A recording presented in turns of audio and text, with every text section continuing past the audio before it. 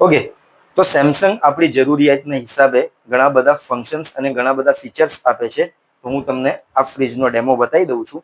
બરાબર, હવે જુઓ, આમાં જેટલું બી ટેમ્પરેચર સેટિંગ છે બધું અહીંયા પેનલ પર જ છે. આના સિવાય બીજું કોઈ રેગ્યુલેટર કે કોઈ સ્વિચ નથી. હું તમને ટેમ્પરેચર સેટિંગ બતાવી દઉં છું. જો આમાં જેટલું બી ટેમ્પરેચર સેટિંગ છે બધું અહીંયા પેનલ પર જ છે. આના સિવાય બીજું કોઈ રેગ્યુલેટર કે કોઈ સ્વિચ નથી. હવે આમાં બે ડિપાર્ટમેન્ટ છે, ઉપર વાળો ફ્રીઝર ને નીચે વાળું ફ્રીજ.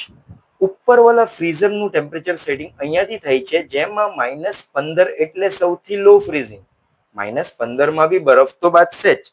સૌથી કઠણ અને ટાઈટ બરફ તમને -23 પર મળે છે. બાકી રેગ્યુલરલી લોકો એને -19 પર યુઝ કરે છે.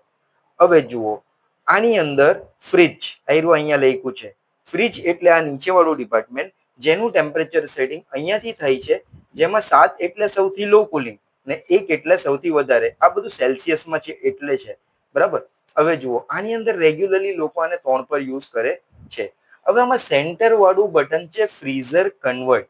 આ ઉપર વાળો જે ડિપાર્ટમેન્ટ છે ને, એ તમારે જો કન્વર્ટ કરવો હોય તો જુઓ, આમાં લખ્યું છે ફ્રીઝર કન્વર્ટ 3 સેકન્ડ. જો આને હું 3 સેકન્ડ લગીને કન્ટિન્યુ એમ દબાઈ રાખીશ તો આ -19 થી હટીને વચ્ચે લાઈટ આવી ગઈ. એટલે આ ઉપર વાળો ડિપાર્ટમેન્ટ ફ્રીઝર હવે નીચે જેવું ફ્રીજ થઈ ગયું, એટલે આખું ફ્રીજ થઈ ગયું. હવે ઉપર બરફ બાજશે નહીં.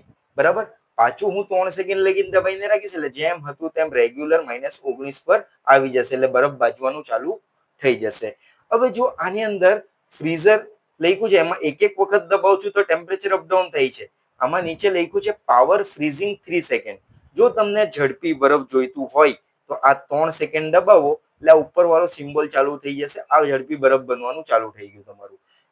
આ સિમ્બોલ આવી ગયો. હવે ઝડપી બરફ કેન્સલ કરવું છે, પાછું 3 સેકન્ડ દબાવો, ઝડપી બરફ કેન્સલ થઈ જશે, ઝડપી ફ્રીઝિંગ કેન્સલ થઈ જશે. નીચેના ડિપાર્ટમેન્ટમાં જો તમને ઝડપી કુલિંગ જોઈતી હોય તો આ પાવર કુલ 3 સેકન્ડ. 3 સેકન્ડ આને દબાવો પાવર કુલના ડિપાર્ટમેન્ટને. બરાબર, આ ઝડપી કુલિંગ નો સિમ્બોલ આવી ગયો. નીચે ઝડપી કુલિંગ ચાલુ. ઝડપી કુલિંગ કેન્સલ કરવી છે, 3 સેકન્ડ દબાવો, ઝડપી કુલિંગ કેન્સલ થઈ જશે. હવે આ તો થઈ ગયું આપણું ટેમ્પરેચરનું સેટિંગ. અંદરની વાત કરીએ તો આમાં આ આઈસ ક્યુબ બોક્સ કોઈ જગ્યા પર ફિક્સ થતું નથી. તમે એને બહાર કાઢીને બી મૂકી શકો છો. આ કુલ પેક છે. કોઈક વખત તમારા ત્યાં પાવર ગયો હોય ને તો 2 થી 3 કલાક લગીન કુલિંગને મેન્ટેન રાખશે, વસ્તુઓને ઓગળવા ન દે. હવે આ ડોરમાં, આ ફ્રીઝર ડોરમાં અહીંયા પાછળ ડિસ્પ્લે છે. એના લીધે અહીંયા તમારે કોઈ પાણીની પોટલીઓ, છાસની પોટલીઓ, દૂધની થેલીઓ એ બધું અહીંયા મૂકવાનું નહીં. કેમ? એ ભેજ લાગે તો અહીંયા ખરાબ થવાની શક્યતા હોઈ શકે છે. એમ તો ન થાય પણ ખરાબ થવાની શક્યતા. એટલે પાણીની પોટલી, હા બોટલો, અહીંયા બોટલો તમે મૂકો, ટીન મૂકો, ડબ્બા મૂકો, એ કોઈ વાંધો નથી. બરાબર, હવે નીચેના ડિપાર્ટમેન્ટની વાત કરીએ. હવે આ નીચેના ડિપાર્ટમેન્ટમાં તમે તમારા હિસાબે જ બધું વાપરવાના. બરાબર, હવે આમાં ધૂળ, મિટ્ટી, કચરો, દૂધ, દહીં બધું જશે તો ગરમ પાણીના કપડાથી તમે સાફ સફાઈ આને કરી શકો છો. બરાબર, હવે આમાં શું છે, જો વધારે વરસાદનું વાતાવરણ હોય ને, બરાબર, તો અહીંયા મૂકેલી બોટલો તમે જો બહાર કાઢો ને વરસાદના વાતાવરણમાં તો સાઈડમાં સ્વેટિંગનું પાણી આવી જાય. વધારે આવે વરસાદના વાતાવરણમાં. ઠીક છે, એમ નોર્મલ ઓછું આવે ને એમ વરસાદના વાતાવરણમાં ભેજવાળું વાતાવરણ હોય ને તો વધારે આવે. તો ભેજવાળા વાતાવરણમાં જોઈએ, એક મિનિટ, ભેજવાળા વાતાવરણમાં અહીંયા વધારે સમય દરવાજો ખુલ્લો રાખો તો અહીંયા પાણીના ટપકા બાજવા, અહીંયા પાણીના ટપકા બાજવા, એ કોમન છે, એ કોઈ પ્રોબ્લેમ નથી. હવે જો આપણે આ ફ્રીજને હાલ ચાલુ કર્યું છે, બરાબર, તો આની બંને સાઈડો ફૂલ ગરમ થશે તો એ કોઈ વાંધો નથી. શરૂઆતમાં બહુ જ વધારે ગરમ થાય, કેમ કે હાવ કુલિંગ નથી એટલે શરૂઆતમાં બહુ જ વધારે ગરમ થવાની. પછી આ રેગ્યુલર થઈ જશે.